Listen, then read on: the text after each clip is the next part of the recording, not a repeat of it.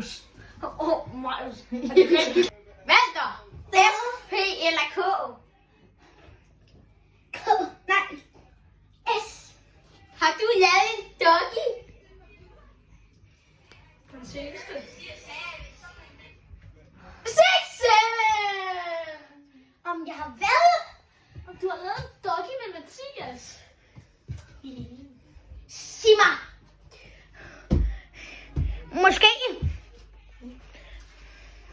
Ej, det her meget pres, det her. Gider ikke. Har du været? Stinky. Stink. Ja. Jeg har ikke snakket om Mathias for dig. Ej, Mathias. Skal vi ikke bare lave noget frække på en dag? I morgen måske kl. 12. Mathias!